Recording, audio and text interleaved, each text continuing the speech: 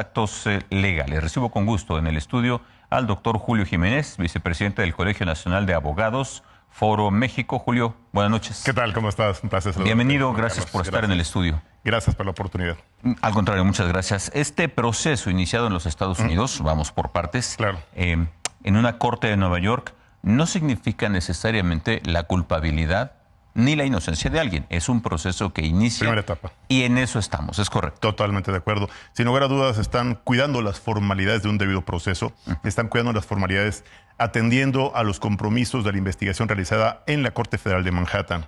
Entendamos que esto ya se había iniciado con una investigación, con datos de prueba, con actos de investigación serios, con una imputación debidamente fundada y motivada y con el requerimiento diplomático a través de la solicitud a la Secretaría de Relaciones Exteriores, obviamente solicitando la detención provisional con fines de extradición. Sin embargo, esto nos ha dado consecuencia de los argumentos del gobierno federal, solicitando o exigiendo pruebas que en el momento procesal oportuno no se pueden ofrecer, no es el momento de ofrecer ninguna clase de pruebas. Aclarando, una vez que son detenidos, corre un término perentorio de 60 días. Ahí sí, en esos 60 días, habrá que entregar los documentos y los datos de prueba suficientes, pero eso no ha sucedido. Pero hasta que sean detenidos. A partir de ser detenidos, corre un término de 60 días atendiendo al Tratado de Extradición, al artículo 11, y bueno, obviamente respetando los derechos humanos, claro, y respondiendo a las formalidades del debido proceso. Ese es parte del proceso, es el deber ser en este y en cualquier otro caso. Así tiene que ser, así al menos en esta condición de manera internacional, atendiendo a un tratado de extradición, atendiendo a una solicitud, claro, diplomática, Muy bien. Aclarando.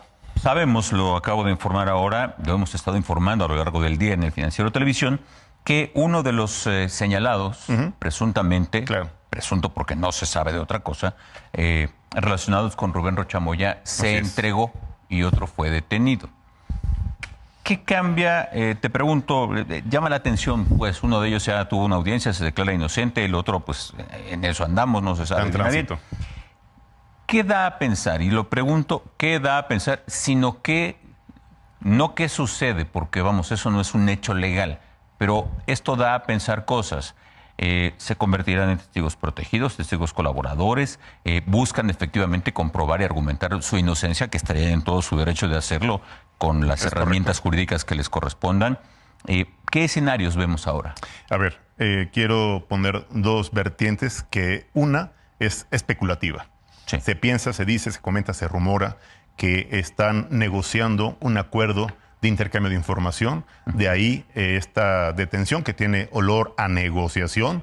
El haberse presentado en territorio norteamericano, en Arizona concretamente, para que desde el día lunes fuera presentado ante la Corte de Arizona y fuera obviamente reconocido así es, sus derechos, la asignación de un defensor de oficio y bueno, hoy ya en traslado a través de los Marshals estaría siendo presentado ya ante la Corte de Manhattan, donde ya, como bien referías, exactamente comentabas, se ha declarado no culpable. Y bueno, esto es evidente porque son las primeras etapas del proceso. Falta la audiencia el día 1 de junio, que habrá que esperar, donde la Fiscalía formule la imputación formal de todos y cada uno de los delitos, que además quiero decirte algo a ti, al importante auditorio del Financiero, los delitos que le están formulando o que le están imputando no son menores, Son delitos que en Estados Unidos son considerados como calificados como delitos de terrorismo.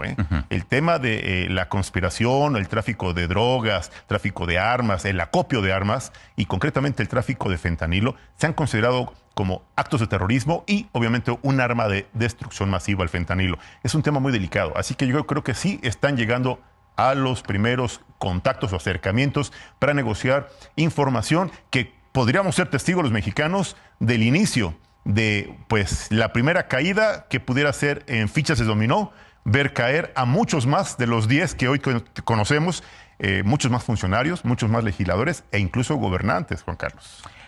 Fuera de la especulación. La parte legal. La parte legal. Hay una serie de delitos que se presume o existe una acusación por parte de una corte en los Estados Unidos. Claro. Insisto, esto no hace que alguien sea culpable ni lo hace inocente. Totalmente. Habrá que correr con un proceso como debe de ser. Así es. Pero mi duda viene a esto. Una corte como la de Nueva York, que si no me equivoco, es la misma que juzgó al Chapo Guzmán. Al Chapo Guzmán, es correcto. Y algunos otros personajes de ese estilo. Te pregunto, una corte de este calibre, ¿se aventaría a lanzar una acusación de ese calibre? Sin fundamento. Contra esos personajes, sin, como decimos ahí vulgarmente, sin tener los pelos de la burra en la mano. No, quiero decirte que en la Corte Federal de Manhattan, la Fiscalía de Nueva York, han realizado diversos actos de investigación que no tienen 2 meses. Es una investigación que lleva varios años, que cuentan con incluso el testimonio de algunos ya delincuentes detenidos ya bajo custodia federal. Estos actos de investigación, datos de prueba que se han recabado y que han integrado este expediente que fue presentado ante el gran jurado. El gran jurado evaluó, calificó de procedente este trabajo de investigación y esta imputación que iba a formular obviamente el fiscal de Nueva York para solicitar obviamente la detención con fines de extradición de los primeros 10 imputados por estrechos vínculos con el cártel de Sinaloa y, claro, por la comisión de diversos delitos de naturaleza federal, de impacto obviamente muy grave, porque evidentemente el tráfico de drogas, el tráfico de armas, el acopio de documentos ilegales son delitos muy, muy graves en los Estados Unidos, Juan Carlos. ¿Podría darse el caso que al término de este proceso, que puede o no ser largo, así es, resulta que todo el mundo es culpable o todo el mundo es inocente? Esto es el desenlace de un proceso que es largo. Sin embargo, en el camino se deben de tomar ciertas providencias, ciertas previsiones. Lo decía yo hace un rato también, me refiero al congelamiento de cuentas de Rubén Rocha Moya. No está detenido, por supuesto, no se le ha extraditado, se ha argumentado que no hay pruebas suficientes. Sin embargo, en lo que hace Estados Unidos, en su jurisdicción, en su línea de acción, ya congelaron cuentas. ¿Qué nos podría señalar esto? A ver, la investigación, vamos a la parte jurídica, la investigación y lo que se desprende de estos actos de investigación es que ya el gobierno, el Departamento de Justicia, la Fiscalía, han identificado operaciones con recursos de procedencia ilícita, lavado de dinero. Han ordenado el aseguramiento de cuentas. En México, la Unidad de Inteligencia Financiera también ha hecho lo propio. Se especula, se alega, se ha cuestionado a la titular del Ejecutivo Federal sobre el hecho de que la Unidad de Inteligencia Financiera ya bloqueó cuentas bancarias de Rubén Rocha Moya. Que oficialmente no se sabe todavía. No se sabe que haya pasado. No afirmó, no negó, solo manifestó que lo desconocía. No hay comunicación oficial, en México al menos. Eso es. Bueno, al menos se especula en ello, ¿no? Sí. Yo lo dudo. Le otorgo el beneficio de la duda que el titular del Ejecutivo Federal no tenga comunicación directa o no esté no creo que la Secretaría de Hacienda y Crédito Público y la UIF se tomaran una atribución de asegurar cuentas bancarias a un personaje tan polémico que en este momento está en el ojo del huracán como para asegurar cuentas bancarias sin datos de prueba, sin una investigación previa. Yo creo que está siendo demasiado responsable, cuidadosa, precavida la titular del Ejecutivo Federal, es decir, no afirmo ni niego hasta no tener un comunicado oficial por parte de Hacienda. Y bueno, habrá que esperar. Claro, Julio, y ya para terminar la conversación, tenemos casos, más de los que se quisiera, en donde la justicia, entiéndase esto como lo que cada quien quiere entender, no siempre actúa de la manera que debiera actuar. Suele suceder. No digo que es privativo de México, puede pasar en cualquier lugar del mundo. En una circunstancia así, con un señalamiento de ese tamaño, por una autoridad de ese tamaño, ¿cuál es el camino correcto o lógico o conveniente de cualquier imputado? No importa quién sea ni de qué sea. Entregarse, ampararse, buscar la protección de la justicia hasta que él pueda demostrar su inocencia. ¿Cuál es el camino que debiera seguirse? A ver, estamos en un escenario donde la administración de justicia, al menos en México, ha sido colonizada por el interés político. Estamos en un escenario donde la Procuración de Justicia es una gran asignatura pendiente que no da respuesta a un escenario de justicia para las víctimas del delito. Las víctimas del delito en este país, los justiciables, están en estado de indefensión. La estrategia es buscar mecanismos judiciales como el juicio de amparo.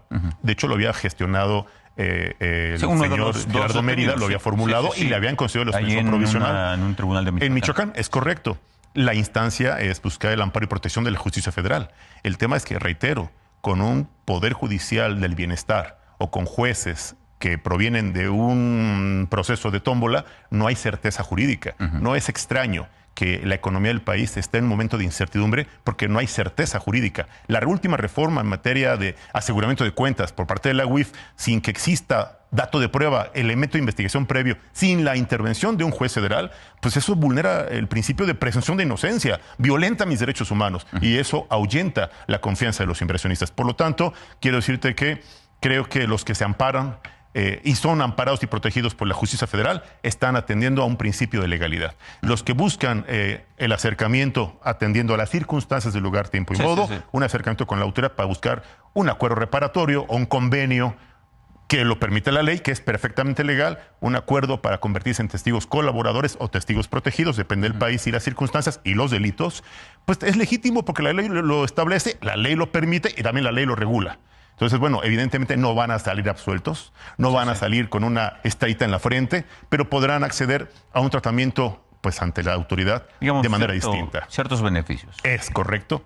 Es correcto. Y es lo que hacen pues muchos responsables de la clase política, de la clase empresarial o de cualquier sector de la población. Y delincuentes consumados, se sabe también. En los Estados Unidos es correcto. Hay testigos colaboradores, delincuentes consumados, testigos colaboradores que obtienen cierto beneficio, quién sabe cuál sea pero es correcto. Pero bueno, pues a fin de cuentas es parte de estos acuerdos que cada autoridad valorará cuál sí, cuál no y hasta dónde. Julio, te agradezco tu participación. Qué amable, Juan Carlos. Te agradezco mucho. Gracias por estar en el estudio. Con mucho gusto. Seguiremos al pendiente. Es el doctor Julio Jiménez, vicepresidente del Colegio Nacional de Abogados, Foro México. Nosotros vamos con más información. Mire.